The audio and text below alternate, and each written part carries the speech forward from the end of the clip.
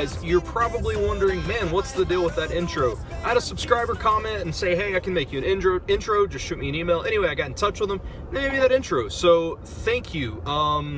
That was made by Oshi Benson. He has a channel. It's Oshi48 Lives, I believe. It's right here. Go check him out. Thank you for that intro. I am getting it worked a little bit differently, but I told him I'd use this one because I really appreciate the effort and stuff that he put into it. I'm getting it made to where the letters are more solid, to where you can see them a little bit better. But regardless, overall, still, it is a nice gesture, and it's very nicely done. So thank you so much for that intro.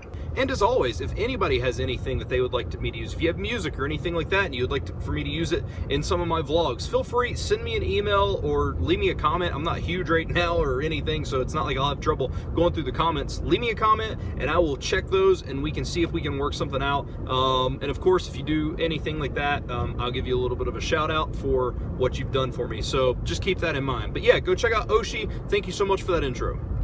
So right now I am on a mission. If you remember, yesterday's vlog started with me being upset that the local gas station stopped serving pepperoni rolls or pizza rolls, which is a very regional food, and if the region that it's known for stops selling it, then who in God's name is gonna sell it? So I asked on Facebook where the best pizza rolls around were. Actually asked, I think, just where sold pizza rolls. I had a couple of suggestions and everybody said Grant's in Bluefield, or Grant's in general, makes the best pizza rolls. So I'm headed to Grant's right now. I'm gonna see if these pizza rolls, A, if they have them, and B, if they are that awesome. So let's go check that out.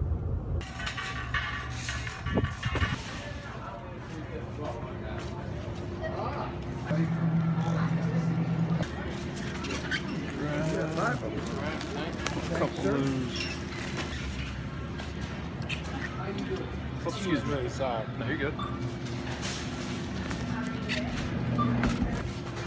Good, how are you? Good.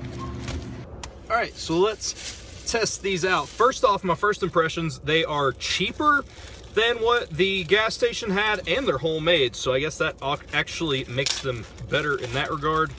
See how these things taste. Oh yeah. Not just bread, you can see pepperoni in every freaking bite. I'm telling you, man. These things are legit. So yeah, I will say 10 out of 10. I will definitely pizza roll again. Super good stuff. Probably pizza roll again this week, actually.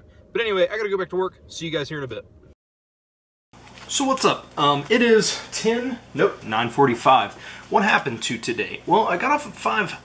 We got home about 5:30. Me and Tracy ate around 6. We left the house. I had to go to a family member's house in order to help fix a network adapter. And then we got home at like, I don't know, it was late. It was like past 8:30, and then I spent the last little bit of time trying to help Tracy get the baby down to bed. So that's taken my entire day. One positive, well, I mean, it wasn't a negative experience, but I got a bunch of super cool comic books from the Hellblazer series. I can go through, I'll probably show you these a little bit later. He gave me those, which is pretty cool.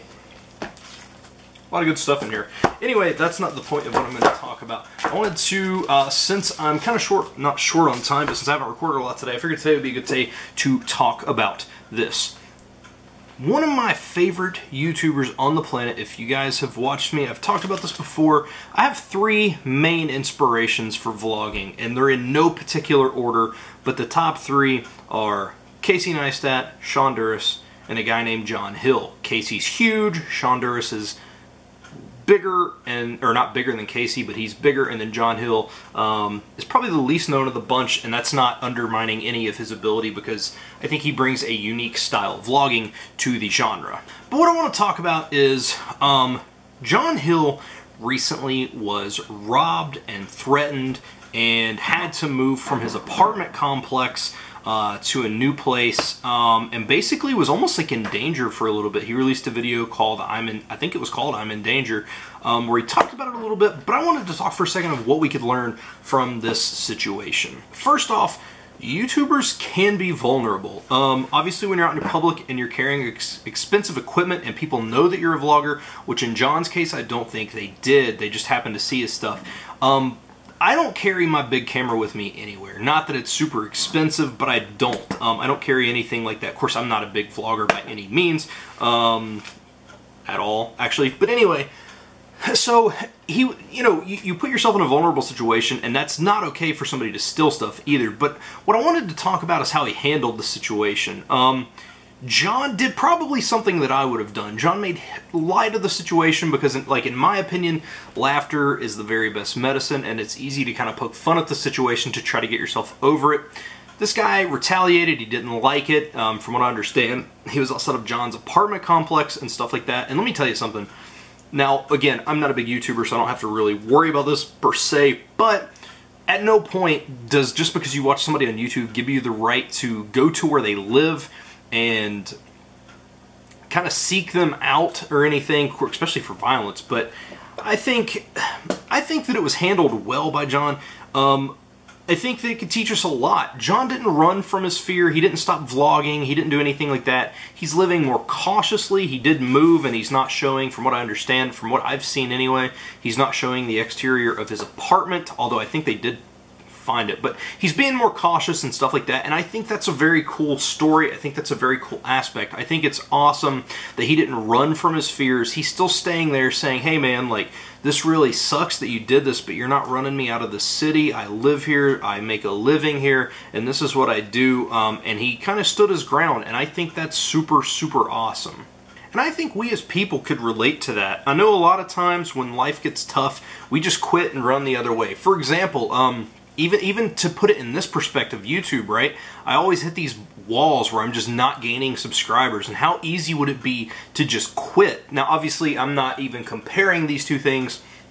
I'm just saying how we can adapt this in our life, right? So I'll hit these walls and I'm not gaining any subscribers, and how easy would it be to just be like, all right, cool, I gave it my shot, I'm gonna quit now, right? But I don't, I keep going. And I mean, let's say you're facing an issue in school and maybe there's somebody bullying you, and instead of saying, I'm gonna turn the other way and I'm not gonna play football this year because he's on the team, or I'm not gonna play basketball, you go out and you still give it your all and you don't run from the fear. Now, obviously, if stuff escalates, then take the appropriate measure, but I think that we could learn a lot from not running from our fear, and that's what this whole John Hill saga has been to me, is kind of an awakening and saying, hey, you know, like, things are bad, there's always going to be bad stuff to happen, but remain positive and you can get through it. John's positivity through this thing has been crazy. He walked outside to his back windshield being busted open, and he remained positive about it. And I know that there's a lot of stuff on YouTube right now about fake positivity and yada yada, but John is a genuine dude,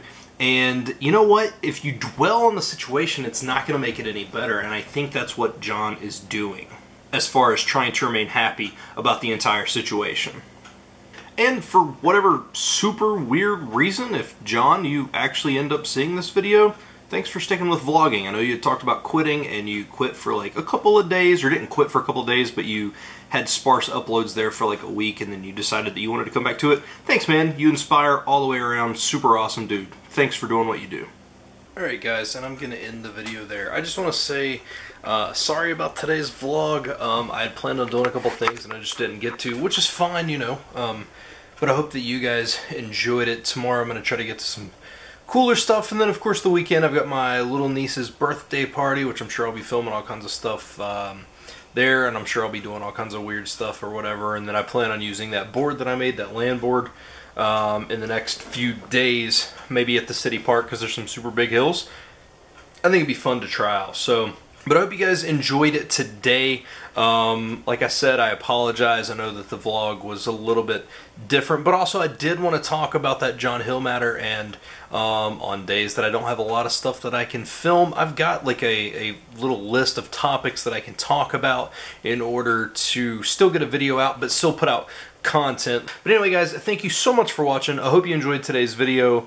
It means the world to me that you guys continue to support. We keep growing, slowly but surely. We're going to get there one day, and it's going to be super awesome, and it's all because of you all. Thank you so much. So thank you guys, and I will see you tomorrow.